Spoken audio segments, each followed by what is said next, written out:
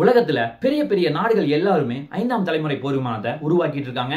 இல்லைனா வெளிநாட்டுல இருந்து இம்போர்ட் பண்ணி வாங்கிக்கிறாங்க. அதுவும் படிக்கலாரா ரஷ்யாவினுடைய Su-57, சைனாவினுடைய J-20, J-35, யுஎஸ்னுடைய F-22, F-35. இதற்கு மாற்றா இந்தியா வந்து 5ஆம் தலைமுறை போர் விமானத்தை நம்ம அருகில் இருக்க நாடு எல்லாருமே சைனாவாகட்டும் பாகிஸ்தான் ஆகட்டும் ரெண்டு பேருமே யூஸ் பண்ண ஆரம்பிச்சிருக்காங்க. பட் இந்தியாட்ட இது வரைக்கும் ரஃபேல் போர் விமானத்தை தாண்டி நம்ம கிட்ட பெரிய ஒரு 5ஆம் தலைமுறை போர் விமானம் அப்படிங்கிறது ஒண்ணு கிடையாது. இனி வருங்காலத்துல இந்த எதிரி நாட்டை சமாளிக்கணும் அப்படின்னா ஒன்னா Su-57 வாங்கணும், இல்லைன்னா F-35 வாங்கணும் அப்படிங்கிற ஒரு மிகப்பெரிய கான்ட்ரோவர்சியான நியூஸ் வந்து உள்ள பேச ஆரம்பிச்சிருக்காங்க. இது இந்தியாவுக்கு எவ்வளவு பெரிய பிரச்சனையா இருக்க போகுது, இந்தியா வந்து ரெண்டு பேர்ல எதை வந்து பெஸ்டா சூஸ் பண்ண போறாங்க, ரேட் வந்து எது ஜாஸ்தி எது கம்மி, இந்த மாதிரி பல क्वेश्चन நம்ம கிட்ட இருக்கு. அதற்கான விடையா தான் இன்னைக்கு இந்த வீடியோ இருக்க போகுது. வணக்கம் நண்பர்களே, welcome back to gold jewel official channel. First நம்ம பார்க்க போற ஒரு முக்கியமான விஷயம், இந்தியா ரீசன்ட் டைம்ல Su-57 மற்றும் அமெரிக்காவினுடைய F-35 ரெண்டு போர் விமானத்தை வாங்குறதுக்கு ஒரு மிகப்பெரிய முயற்சி நடந்துட்டு இருக்கு. அதுக்கு முக்கியமான காரணம்னா நம்ம நாட்டுக்கு அருகில் இருக்க சைனா வந்து அதாவது லடாக் மாதிரி பார்டர்ல கிட்டத்தட்ட 80 J-20 அப்படின்னு சொல்லப்படக்கூடிய 5ஆம் தலைமுறை போர் விமானத்தை நிறுத்தி வச்சிருக்காங்க. ஆக்சுவலா எந்த ஒரு எமர்ஜென்சி சிச்சுவேஷனாலும் அவங்க வந்து 5ஆம் தலைமுறை போர் விமானத்தின் மூலமா இந்தியாவை அட்டாக் பண்ண ஆரம்பிப்பாங்க. அது ஒரு முக்கியமான பிரச்சனை. இன்னொரு முக்கியமான பிரச்சனை, பாகிஸ்தான் வந்து ரீசன்ட் டைம்ல J-20, J-35 இந்த ரெண்டு போர் விமானத்தையுமே எங்களுக்கு வாங்குறதுக்கு ஒரு மிகப்பெரிய ஆஃபர் கொடுங்க அப்படின்னு சொல்லி சைனாவிடம் ரெக்வெஸ்ட் வச்சிருக்காங்க. அதை தாண்டி சைனா வந்து 40 J-20 போர் விமானத்தை கொடுக்கறதுக்கான ஒரு மிகப்பெரிய முயற்சி நடந்திருப்பதாக சொல்லப்படுகிறது. ஆக்சுவலா அவங்களும் ஒரு வேலை வாங்கிட்டாங்கன்னா இந்தியாவை ஈஸியா அடிக்கிறதுக்கு அவங்களுக்கு ரொம்ப உதவியா இருக்கும். அதை தாண்டி ரீசன்ட் டைம்ல பாகிஸ்தான்ல இருந்து அமெரிக்காவுக்கு அவங்களுடைய பிரதமர் போயிருந்தாரு. ஆக்சுவலா அப்போ வந்து என்ன பிளான் பண்ணாங்க, எங்களுக்கு அமெரிக்காவினுடைய F-22, F-35 ரெண்டு பேர்ல ஏதோ ஒண்ணு கம்பல்சரி எங்களுக்கு வேணும் அப்படிங்கிற பாகிஸ்தான் வந்து ரெக்வெஸ்ட் வச்சிருக்காங்க. ஆக்சுவலா அவங்க கிட்ட காசு இல்ல, அது அடுத்த பிரச்சனை. பட் அவங்க வந்து சப்போஸ் ஒரு வேலை வாங்கிட்டாங்க அப்படின்னா இந்தியாவுக்கு இது ஒரு மிகப்பெரிய நெருக்கடியா இருக்கும். ஆல்ரெடி நம்ம நாட்டினுடைய படைபலம் அப்படிங்கிறது ரொம்ப குறைவா இருக்கு. அதுவும் படிக்கலரா சைனா மற்றும் பாகிஸ்தான் ரெண்டு நாட்டையுமே அட் அ டைம்ல அடிக்கணும் அப்படின்னா நம்ம கிட்ட ஸ்ட்ரென்த் கிடையாது. அதாவது மினிமம் 42வது இருந்தா தான் நம்ம நாட்டினுடைய படைபலம் ஈஸியா வந்து எதிரியை அடிக்க முடியும் ரெண்டு நாட்டையும் அட் அ டைம்ல. பட் இப்போ 31 இருக்க காரணத்தினால இந்தியா வந்து ஒரு மிகப்பெரிய ஸ்ட்ரகிளுக்கு உள்ளாயிருக்காங்க. ஆக்சுவலா இதை எல்லாத்தையுமே சமாளிக்கணும் அப்படிங்கிற காரணம் அப்படின்னா நம்ம 5ஆம் தலைமுறை போர் விமானத்தை ஒன்னா உருவாக்கணும், இல்லைன்னா வெளிநாட்டுல இருந்து வாங்கணும். ஆக்சுவலா இந்தியா வந்து இப்ப 5ஆம் தலைமுறை போர் விமானத்தை உருவாக்கிட்டு இருக்காங்க. நான் இல்லைன்னு சொல்லவே கிடையாது. AMCA அப்படின்னு சொல்லப்படக்கூடிய அட்வான்ஸ் மீடியம் காம்பேக்ட் ஏர்கிராஃப்ட் இந்த போர் விமானத்தை இந்தியா உருவாக்கிட்டு இருக்காங்க. ஆக்சுவலா இதனுடைய ஃபர்ஸ்ட் புரோட்டோடைப் 2026ல இருந்து 28க்குள்ள தான் ரெடி ஆகும். அதை தாண்டி ப்ரொடக்ஷன் ஆரம்பிக்கிறதுக்கு எப்படியா இருந்தாலும் 2030 ஆயிரும். ஆனா அதுலயும் நிறைய பிரச்சனை இருக்கு. ஆக்சுவலா 2025ல AMCA ரெடியா இருக்கு முன்னாடி இதனுடைய இன்ஜினுடைய பிரச்சனை தான். ஏன்னா இந்த இதுல அமெரிக்காவினுடைய F-414 அப்படின்னு சொல்லப்படக்கூடிய அந்த இன்ஜினை பயன்படுத்துறதுக்கு ஒரு மிகப்பெரிய பிளான போட்டிருக்காங்க. ஆக்சுவலா ஆல்ரெடி நமக்கு தெரியும் தேஜஸ் F-404 அப்படின்னு சொல்லப்படக்கூடிய அந்த இன்ஜினுக்கு, அதாவது தேஜஸ் MK-1A போர் விமானத்துக்கு இன்னுமே இன்ஜின் கொடுக்காம ஒரு மிகப்பெரிய தாமதம் போயிட்டு இருக்கு. அதுவே வந்து இந்த மாசம் எண்டே வந்து நமக்கு டெலிவரி ஆகும் அப்படின்னு சொல்லி பேசிட்டு இருக்காங்க. ஆக்சுவலா இதுல வந்து இவ்வளவு பிரச்சனை போயிட்டு இருக்கு. அப்போ அமெரிக்காவை நம்பிட்டு இருந்தா இன்னும் 2035 அப்படிங்கிறது 2040க்குள்ள ஆகலாம். ஆனா அது வரைக்கும் நம்மளால சமாளிக்க முடியுமா அப்படிங்கிறது கேட்டா நிச்சயமா முடியாது. அது நம்ம நாட்டினுடைய ஒரு மிகப்பெரிய தலைவலியா இருக்கு. ஆக்சுவலா இது எல்லாத்தையுமே தாண்டி நம்ம அடுத்து போக வேண்டியது வெளிநாட்டுல இருந்து இம்போர்ட் பண்ணி வாங்க வேண்டிய ஒரு கட்டாயத்துல இருக்கும். ஆக்சுவலா அதுலயும் ரெண்டு ஆப்ஷன் இருக்கு. நம்ம வந்து வெளிநாட்டுல ரஷ்யாவினுடைய Su-57 ஆகட்டும் அல்லது அமெரிக்காவினுடைய F-22, F-35 இந்த மூணு போர் விமானத்துல நம்ம ஏதோ ஒன்று பர்ச்சேஸ் பண்ணோம். ஆக்சுவலா இதுலயும் வந்து நம்ம ரெண்டு ஆப்ஷன் வச்சுக்கலாம். ஏன்னா ஒன்னா வந்து நம்ம வெளிநாட்டுல இருந்து வாங்கணும் அந்த போர் விமானத்தை, இல்லைன்னா இந்தியாவிலேயே மேனுஃபேக்சரிங் பண்ணணும். இந்தியாவில் மேனுஃபேக்சரிங் பண்ணணும் அப்படின்னா நம்ம கிட்ட ஃபெசிலிட்டி இருக்கு அப்படின்னு சொல்லி கேட்டா நிச்சயமா இருக்கு. இந்தியா ரீசன்ட் டைம்ல அதையும் பண்ணி காட்டியிருக்காங்க. அதுவும் பர்டிகுலரா HAL அப்படின்னு சொல்லப்படக்கூடிய அவங்க வந்து நாசிக் ஃபெசிலிட்டியை உருவாக்கி இருக்காங்க. இங்க வந்து போர் விமானத்தினுடைய ஸ்டார்டிங்ல இருந்து எண்டு வரைக்கும் எல்லாத்தையும் மேனுஃபேக்சரிங் பண்ண முடியும், அசம்பிள் பண்ண முடியும்.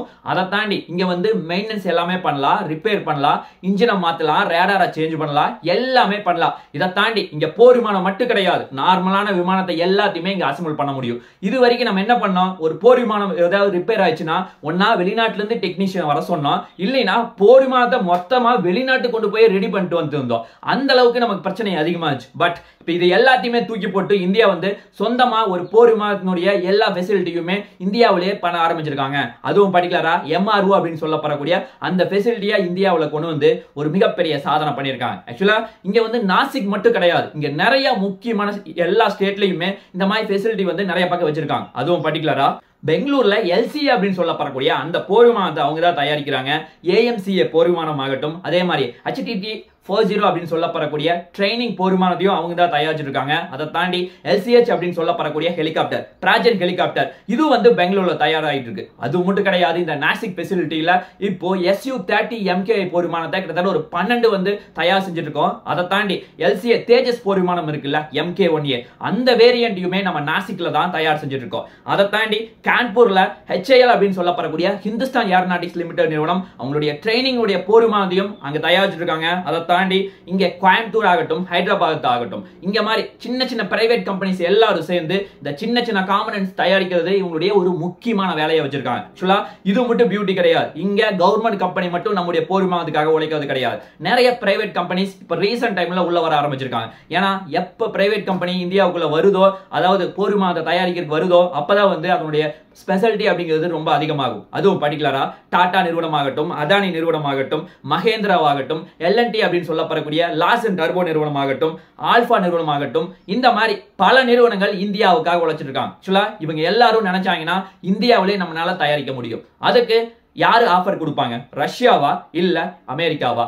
கம்பல்சரி அமெரிக்கா ஆஃபர் கொடுக்கறதுக்கு தயாரா இருக்கவே மாட்டாங்க. அவங்க சொல்ற ஒரே டிமாண்ட் என்னன்னா, நீங்க வந்து எங்க கிட்ட இருந்து எல்லா போர் விமானத்தையும் வாங்கிக்கோங்க, நாங்க வந்து உங்களுக்கு எந்த ஒரு லைசன்ஸும் கொடுக்க மாட்டோம், அதை தாண்டி உங்களுக்கு சாஃப்ட்வேர் சொல்லி கொடுக்க மாட்டோம், சோர்ஸ் கோடையும் அக்சஸ் பண்ண மாட்டோம். எந்த பிரச்சனைனாலும் நீங்க எங்களை கூப்பிடுங்க, நாங்க வந்து ரெடி பண்ணி விடுறோம், உங்களுக்கு வந்து டேட்டா கூட ஷேர் பண்ண மாட்டோம் அப்படிங்கிற ஒரு மிகப்பெரிய கான்ட்ரோவர்சியான நியூஸை இப்பவே வந்து வைக்கிறாங்க. அதை தாண்டி உலகத்துல 2-3 நாடுகளுக்கு மட்டும் அமெரிக்கா வந்து ஒரு மிகப்பெரிய ஆஃபரை கொடுத்திருக்காங்க. அதுவும் பர்டிகுலரா ஜப்பான், UK, இஸ்ரேல், இந்த 3 நாடுகள் வந்து தயாரிச்சுக்கலாம். அதை தாண்டி அவங்க என்னென்ன சோர்ஸ் கோட் வேணுமோ வச்சுக்கலாம். அந்த 3 நாடுகளுக்கு மட்டும் ஸ்பெஷாலிட்டி கொடுத்திருக்காங்க, வேற எந்த நாடுகளுக்கு கொடுக்கல. ஆனா கிட்டத்தட்ட ஒரு 20 நாடுகளுக்கு மேல அமெரிக்காவினுடைய F-22, F-35 இந்த மாதிரி போர் விமானத்தை அவங்க வாங்கி யூஸ் பண்ணிட்டு இருக்காங்க. ஆனா 3 நாடுகளுக்கு மட்டும்தான் அக்சஸ் கொடுத்திருக்காங்க. அதே மாதிரி தான் இந்தியாவுக்கு பண்ண போறாங்க அப்படிங்கிற தகவல் வந்து நமக்கு இப்பவே கிடைக்குது. அதை தாண்டி இந்தியா வந்து இந்த F-35 வாங்குறதுக்கான ஒரு முயற்சி எப்ப ஆரம்பிச்சது அப்படின்னு பார்த்தா, ரீசன்ட் டைம்ல நம்முடைய பாரத பிரதமர் வந்து US போயிருந்தார். அப்ப வந்து அவங்க வந்து சொல்லியிருந்தாங்க, நீங்க வந்து F-35 வேணும்னா வாங்கிங்க அப்படிங்கிற ஒரு மிகப்பெரிய ஒரு என்கொயரியை வச்சாங்க. அதுதான் வந்து இன்னைக்கு கன்சிடரா பார்க்கப்படுது. இது ஒரு பக்கம் போயிட்டு இருக்கு. இன்னொரு சைடு இருக்க ஒரு முக்கியமான பிரச்சனைனா, நம்ம ரஷ்யாவினுடைய Su-57 போர் விமானத்தை வாங்குறதுக்கான முயற்சி தான். ஆக்சுவலா ரஷ்யாவினுடைய Su-57 நம்ம வாங்கணும் அப்படின்னா அவங்க வந்து ஆல்ரெடி நமக்கு ஆஃபர் கொடுத்துருக்காங்க. எப்படின்னா, நீங்க வந்து ஃபர்ஸ்ட் வேணும்னா நீங்க டைரக்டா ஒரு 10 to 15 உடனடியா வாங்கிக்கங்க. அதை தாண்டி எங்கனால வந்து நான் உங்களுக்கு எல்லா டெக்னாலஜியும் நான் உங்களுக்கு கத்து கொடுத்துறேன், நீங்க வந்து உங்களுக்கு எந்த மாதிரி வேணும்னாலும் மாடிஃபை பண்ணிக்கலாம். அதாவது போர் விமானத்துல நிறைய முக்கியமான ஃபியூச்சர்ஸ்னா, ஒன்னா ஸ்டெல்த் சொல்லப்படக்கூடிய அந்த டெக்னாலஜி, அதை தாண்டி ரேடார், மிசைல்ஸ், இந்த 3மே ரொம்ப முக்கியமானது. ஆக்சுவலா இந்த 3மே வந்து உங்களுக்கு பிடிச்ச மாதிரி நீங்க மாத்திக்கங்க அப்படின்னு சொல்றாங்க.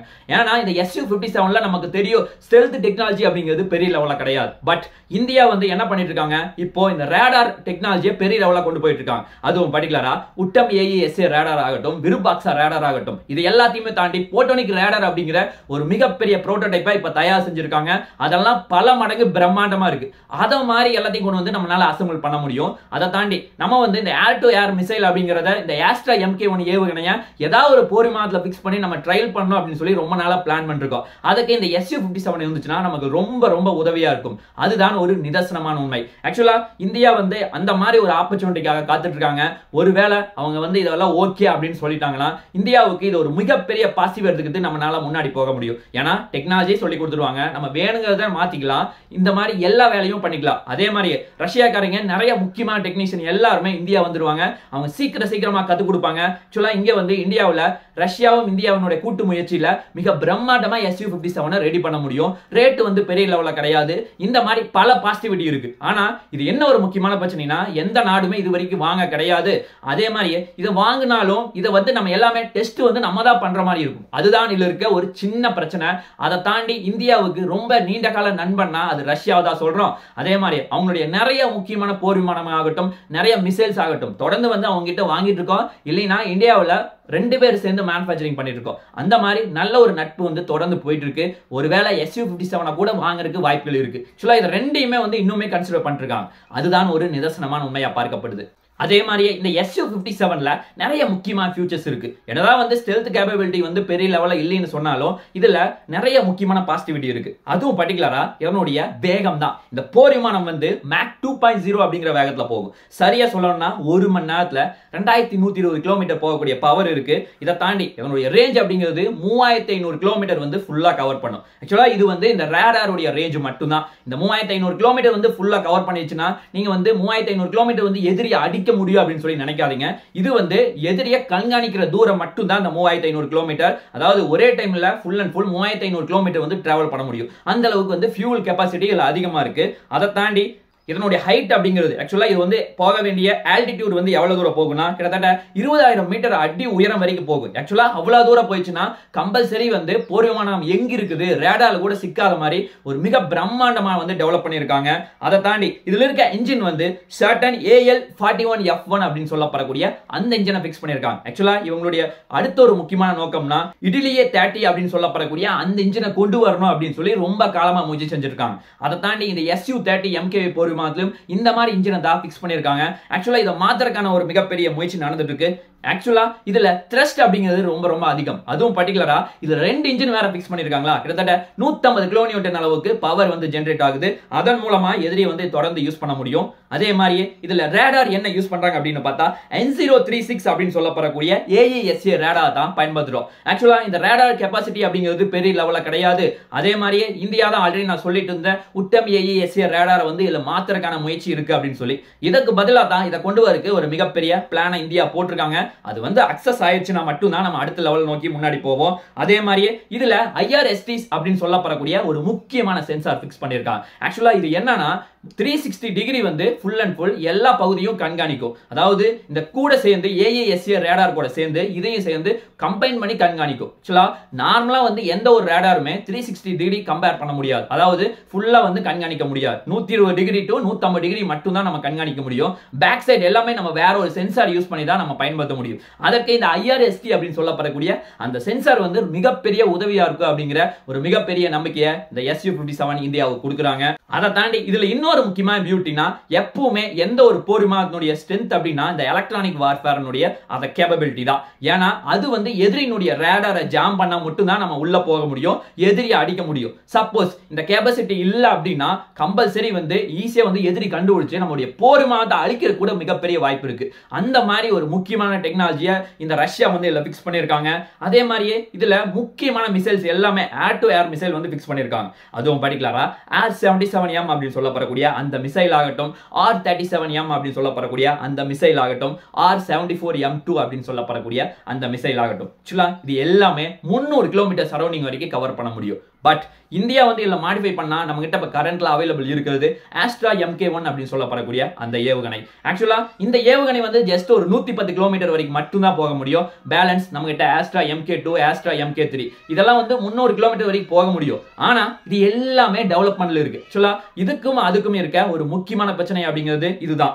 அதை தாண்டி ஏர்ல இருந்து கிரவுண்டையும் நம்மளால அட்டாக் பண்ண முடியும் இந்த SU-57 மூலமா. அதுக்கும் நிறைய மிசைல் வந்து பிக்ஸ் பண்ணிருக்காங்க. அதுவும் பர்టిక్యులரா KH-38, KH-35 இந்த 2 முக்கியமான மிசைல் இருக்கு. இது வந்து ஈஸியா வந்து கிரவுண்ட்ல எதிரி அடிக்கிறதுக்கு இது ரொம்ப உதவியா இருக்கும்.